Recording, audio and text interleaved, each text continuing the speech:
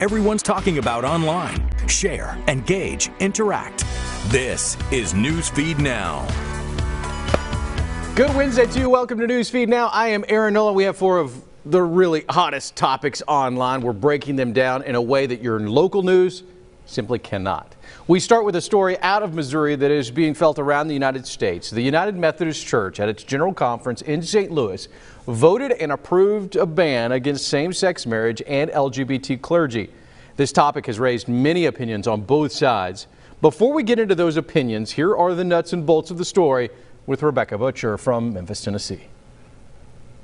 I really had a lot of hope this time that what's been called the one church plan would prevail. In the one church plan, every clergy and every church would go according to their own conscience. Pastor Steve Stone was disappointed with tonight's decision. The United Methodist Church Conference voted 4 times against the one church plan. Instead, the traditional plan passed. It reaffirms the church's stance on no same-sex marriage and no LGBT clergy. Those on the more conservative side will say, well, we're just following Scripture. Without being honest that what they're following is an interpretation of Scripture. The pastor of Christ United Methodist Church was at that conference. He believes the vote that passed remains true to the Bible. It did not move us anywhere to the right. It didn't make us more, conservative. It simply said that what we have claimed from the beginning of the United Methodist Church when it formed in 1968 would continue as our doctrine and discipline. Meanwhile, the president of the Institute of Religion and Democracy expects churches to leave. I think some liberal congregations will be considering whether or not they want to pull out. All right, let's continue this conversation. Rebecca joins us live from Memphis, and joining us for the first time here on Newsfeed Now, Tim Whitley. He is a CEO of a technology company here in the South. He's been outspoken against this Methodist move. Guys, thanks for being with us. We will start with Rebecca. Rebecca, from the pastor you talked with who was at the conference, what was the overall tone of this vote? Yeah, well, I spoke with Pastor Stanford here. He is a pastor of a church here in Memphis called Christ United Methodist. And he explained to me a little bit about what was going on. There were multiple votes. First, you have the traditional plan, which continues on the stance of banning same-sex marriage, officiating those, and also including LGBTQ clergy. And then also the one church plan, which allows churches to basically include those marriages or members of the LGBT community and clergy based on their own conscience. So they would have the option to have that in their church, and some would not. And he expressed to me that there was, of course, a lot of tension there in the room. There were 4 votes total throughout the 3-day conference against the one church plan. A lot of protesters, demonstrators outside, a lot of stalling tactics that he expressed as well. And we also talked to the president of the Institute of Religion and Democracy, who also was a proponent of the traditional plan as well. Rebecca, you mentioned tension, but was it a surprise when this passed? I don't think it was a surprise. A lot of people, I talked to a pastor here in Memphis who was more on the progressive side, to round out the story. And he had, of course, this debate has been going on for decades. A lot of other denominations have included these issues and embraced them in parts of their churches. And it's kind of predicted by a lot of church leaders across the country, really around the world as well, that disaffiliation is definitely a definite. Rebecca, we're going to let you go. Thank you so much for taking the time. Tim, let's turn to you now. And I want to read one of your social media posts. Today, you said, "I resigned from the Methodist community. I hope that I am welcome back once politics is removed. I will not be ashamed of who I am." You go on to say, "Today, my grandparents turned in their graves knowing that one of their grandchildren is no longer welcome in the church they raised me in." Emotions are high now, Tim. Tell me about the reasons why you wanted to go to social media and put this out. Yeah, and your reporter is right. I mean, the tensions are definitely high right now, and you look at Twitter, and it's hyper level right now, and so is Facebook. And so I really did that post just because of the fact that my grandparents did raise me in a Methodist church, and I've been a part of the Methodist community since I was, a toddler all the way up until now. And I know things will change, Aaron. I know that we will get there. It's this vote really did surprise me, and it even surprised my local minister here in Little Rock. And there's nothing wrong or against the Methodist Church in itself that, I've always loved and adored. It's just that this vote has changed the rules from what they used to say with open doors, open minds, and open hearts. Tell me how that is contradicting their vote. Tim, the church did issue a statement after this decision, and it says, "Our views on same-sex marriage have not changed.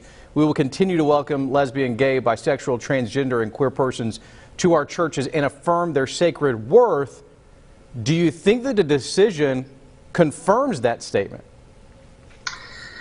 That's, just to be honest with you, that's a little bit of a PR tactic. I mean, I've seen stats that 10% of the community is in the LGBT community of the Methodist Church here in America. They don't want to lose those people, and frankly, they don't want to lose that money that's coming into the churches.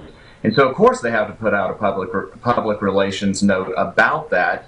But something has to be done, and I'm looking forward to the new delegation in 2020 to get this resolved. Tim, I've also read that they're expecting that this could split the Methodist Church, and I know that you have said you have left the congregation. Does it pain you to say that, to make that move, and is it painful to think that the church may be split over this? Oh yeah, most definitely. I don't think it will be split over this. I think that we will come to a resolution. And it might not be a resolution in, due time. Yeah. It might take until 2020. I hope we don't split. I hope that we come to our senses, take politics out of the game, and look at open doors, open hearts, and come back to our original goal of the Methodist community. Tim Willey, thank you so much for taking the time. We appreciate it here on Newsfeed Now. Moving to Washington, D.C., President Trump's former attorney, Michael Cohen, started his testimonies on Capitol Hill, and Washington was bracing for a dramatic day. In fact, that drama started before Mr. Cohen started speaking, as members of the committee bickered back and forth about if the hearing should happen at all. I believe right now, I look at our control room, I think it's still going on. Now, Cohen began this with strong words about the president, including, I'm paraphrasing, "The office has made Donald Trump the worst version of himself." Kristen Holmes has more. A stinging rebuke of President Trump. He is a racist. He is a con man, and he is a cheat. Delivered by his former lawyer and fixer, Michael Cohen, during an electric public hearing on Capitol Hill. Cohen alleging Trump knew ahead of time that WikiLeaks intended to release emails damaging to Hillary Clinton's campaign in 2016. He was a presidential candidate who knew that Roger Stone was talking with Julian Assange about a WikiLeaks drop on Democratic National Committee emails. Cohen also testifying that President Trump instructed him to use his own funds for hush money payments to Stormy Daniels in 2016 to keep quiet about an alleged affair with Trump, an affair Trump has denied. This $35,000 check was one of 11 check installments that was paid throughout the year while he was president. Republicans slamming Cohen's trustworthiness. The first announced witness for the 116th Congress is a guy who is going to prison in 2 months for lying to Congress. The hearing giving Cohen a chance to tell his side of the story before reporting to prison in May for a 3-year sentence. He has pleaded guilty to tax crimes, campaign finance violations, and lying to Congress in previous testimony. Now, he's cooperating against his former boss. I have lied, but I am not a liar. And I have done bad things, but I am not a bad man. All right, let's bring in Kristen Holmes from Washington, D.C. Kristen, watching this live in our newsroom, there's a lot of things going on. There's a lot of contentious feelings. What's the feeling there surrounding the testimony and the questions that are going on? Aaron, it's exactly what you would imagine, and it's exactly what you're seeing on TV. It is incredibly stunning, a lot of this testimony that Michael Cohen is saying. It's also been incredibly contentious. Remember, Republicans, as we knew was going to happen, are really trying to paint Michael Cohen as a liar and a fraud. We know that he is going to prison in May. One of the charges against him is lying to Congress. Now, he did address that today. He said that he lied to Congress in order to protect President Trump. He also said that President Trump didn't tell him directly to lie lie to Congress, but it was the way that President Trump was saying things, saying that there was no Russia deal, saying the public didn't need to know anything about Russia, and the fact that Michael Cohen said that President Trump's personal attorneys looked over Michael Cohen's statements before he actually spoke. But again, he did apologize for that. We also know that yesterday, when he was behind closed doors with the Senate Intelligence Committee, that he also apologized there again for lying to Congress. But overall, you're seeing a very contentious day as they're trying to piece this together. You have Democrats on one hand trying to pull out some of this narrative. Remember, we know that the House Democrats in particular are staying away from any questions, particularly on Russia, that could have some kind of impact on any ongoing investigations. So you're seeing them pull different threads, asking about family, asking about money, and then you're seeing Republicans really attack his character, going after him again, calling him a liar and a fraud. And I want to point out here why this is just so incredibly stunning. Michael Cohen was not just the former attorney of President Trump or of Donald Trump at the time, or just the former fixer. He was a longtime confidant. He worked side by side with President Trump for more than a decade. So this is somebody who is so close to President Trump coming here and making some pretty intense allegations. And this is really the first time we've seen somebody who is so close to President Trump testifying and taking these questions, particularly in a public setting. And well, it looks like right now, I think he might have just walked out right now. So it looks like maybe they're taking a break right now, just seeing that video there. But again, this is expected to continue. This is a very intense situation, several intense moments here today, Aaron. Yeah, Kristen, you mentioned a couple of things that are interesting to me. One, how personal this is, and that was what surprised me, was how this got really attack heavy really quick with Mr. Cohen on his opening statement, then Republicans jumping on about him. This has gotten personal. Absolutely, Aaron. And I think one thing I want to point out about it being personal, you can feel a lot of emotion, particularly coming from Michael Cohen. I do want to stress again, Michael Cohen said during the campaign that he would take a bullet for President Trump. Something else we've heard Cohen say over and over again during this testimony is that he is a man that has been all about loyalty. But he has cautioned that anyone who is this loyal, as blindly loyal as he was to Donald Trump, will probably meet the same exact fate as him. But one exchange I wanted to point out to you is that we know we know Michael Cohen started out by saying that President Trump was a racist, a con man, and a cheat. And he was asked by another Republican lawmaker who said, you called President Trump a cheat. What would you call yourself? And Michael Cohen said, a fool. And there was just this moment of silence, almost pausing, of this man admitting or saying that he really believed he had been a fool in this entire process. So it's been incredibly interesting to watch the dynamics, as you said, the contentions, the attacking there. And Michael Cohen got very personal on a lot of different levels. You're hearing some strategists saying he might have gotten too personal. We know that he talked about how he wrote letters to different schools threatening them essentially from releasing any of President Trump's transcripts or SAT scores. So it really has varied here. There's a wide net. But one thing I want to point out here, and I think that this is kind of encompasses all of this, which is that Michael Cohen, at the beginning of his statements, he just said, I regret ever going to work for Donald Trump. A lot of things going to come out in this thing. Kristen, thank you so much for taking the time here on Newsfeed Now. We appreciate that, live from Washington, D.C. Again, right now in a break is the testimony of Michael Cohen. Sickness. It's something we all have to deal with, from ourselves to others. We have to make medical choices. Dr. Jack Kevorkian made headlines as a proponent for euthanasia, or allowing a doctor to help someone die. In Arkansas, the state legislature is looking into an exception into its ban on physician-assisted suicides. Jesse Tenur has more. Some things in life are worse than death. A state lawmaker has learned this firsthand. I've had friends that have suffered with cancer, bone cancer. Be in a room and you hear a pop, and it's a bone breaking from the pressure of the cancer inside. Representative Dan Douglas filed a Death with Dignity bill for terminally ill patients. It would allow doctors to prescribe them with lethal doses of medicine they could get from a pharmacist to end their lives, if they prove to be clear of mind. Really, it's quite a bit of paperwork and a lot of red tape and discussions with the family and the patient. A faith-based group wants to kill the bill before these conversations begin. There's not not a crying need here in Arkansas for people to go out and kill themselves just because they have a bad disease. The president of Family Council, Jerry Cox, says the state has resources for terminally ill patients, like hospice. He's also concerned about loopholes in the legislation. They could be getting the drugs to kill somebody else if they wanted to. Cox is hoping Arkansas's pro-life legislature delivers a similar vote in this case, if it gets to that point. Life is sacred from the moment of conception until natural death. But Douglas argues the state should not deny the dying a basic human virtue of the living, dignity. Shouldn't people be allowed to go to sleep and end their suffering if that's what they want? All right, this is definitely an emotional topic. Jesse Chenur now joins us from the capital city of Arkansas in Little Rock. Jesse, thanks for taking the time here on Newsfeed Now. This is really, one extreme or the other. As we just heard from Mr. Cox, it's living until you die, or it's compassion for pain. Where do you expect this legislature to go?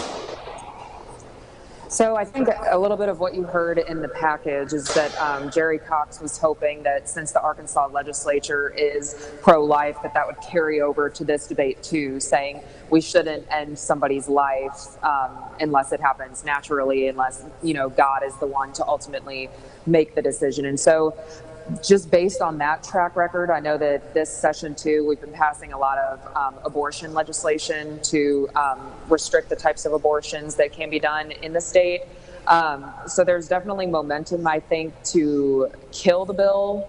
But it hasn't been brought up in committee yet. I just stepped out of another committee meeting, but Dan Douglas says that he's not going to run this bill for at least a couple weeks until it kind of maybe gains some more momentum and he's able to talk to some more supporters of it. But he was hearing from his constituency that, thank yous, things of that nature, saying, my parents went through this, my grandparents went through this, other loved ones, other friends, and saying that they would have actually liked if Arkansas had one of these laws on the books. There's only a handful of states that have these.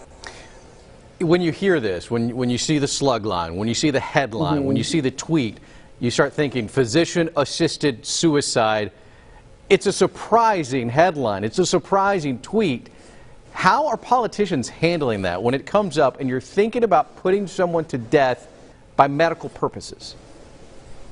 I think, it's a very fine line. I know I reached out to the Hospice and Palliative Care Association too, and they're kind of dealing with a lot on that front as well. And it's just, how do you talk about this in a way that, you have to be pretty careful. I know that during our interview, it didn't end up making it in the package, but Dan Douglas was like, I struggle with comparing this to what we do for our pets because those are animals, these are humans. But he says it is kind of along the same lines, and that could make a lot of people mad. Some people could agree with him, but he's saying, we do that for them because we love them. Why can't that kind of carry over? Now, very quickly, again, that's hard. Yeah, in this legislation, though, you've got to be proven to be in a sound mind, and this cannot be the first request, if I understand it correctly. Yeah, you're right. Okay. So I think it's within a 15-day period. The patient has to be the one to make the request 2 different times to a physician, and the patient by multiple people also has to be deemed that he or she is, mentally competent. Okay. So it can't just be because someone has depression or, things of that nature. Jesse Chenur reporting for us from Little Rock, Arkansas. Jesse, thanks for taking the time. We appreciate that. You're gonna need a bigger boat. It's the most well-known quote from Jaws, maybe a top 5 quote in movie history. Don't you agree, Randy? Yeah, top 5.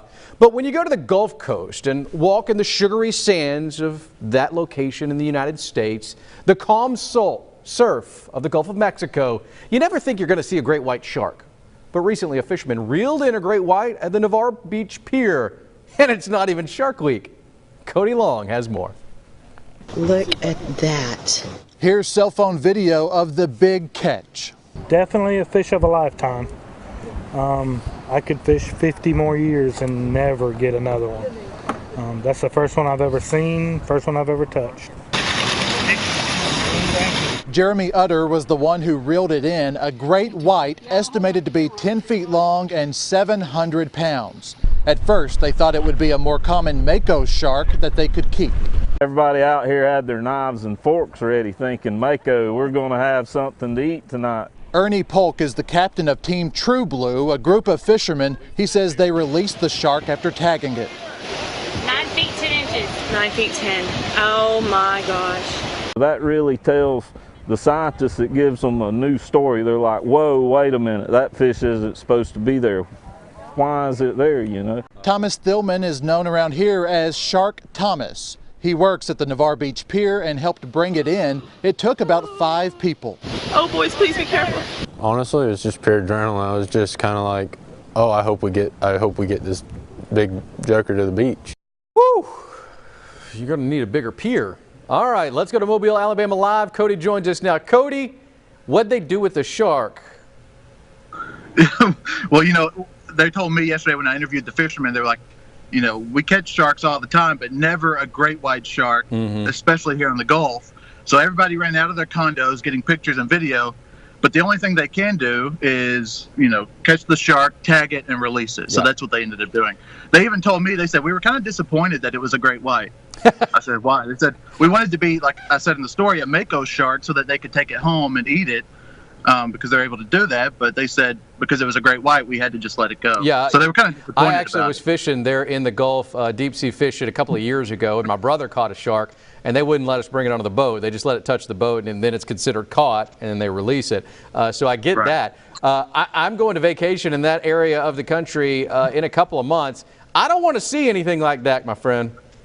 Yeah, a lot of people are saying that. Yeah, I think the tourism officials are a little nervous down here. Like they're afraid that everybody's going to be afraid to go to Navarre Beach because down here, Navarre Beach is known as the quiet beach. Yeah. You know, it's right between Pensacola Beach and Destin. Those are the most popular destinations, but a lot of people like to get away, go to Navarre. It's quiet until yesterday when the great white shark shows up and everybody runs out of the condos. But they tell us that, you know, these fishermen, they've been fishing for more than 40 years, and they say they catch fish or sharks all the time. They say that was one of the smaller ones. That was more of a baby shark, except they catch more, like they said, the mako sharks. And they said they've caught one that was, I think, 1,500 pounds. About every year they catch one about 1,000 pounds. So I thought it was a big shark. They said, no, it was a baby shark. Cody, did you say it was a baby shark? That's what the fishermen said. You know what you have to do now? Baby shark, baby shark. There you go. Cody reporting from Mobile. Cody, thank you so much. Appreciate you taking the time. All right, that wraps up our show. Fun show today. A lot going on. A lot of things we got to, from Washington to Mobile, talking about sharks. It was a fun show. I want to sing the whole shark song now. Can I do that, Matt Sewell? Or do we have to go? We have to go. I'm sorry, folks. I can't give you what you want. See you tomorrow on Newsfeed Now.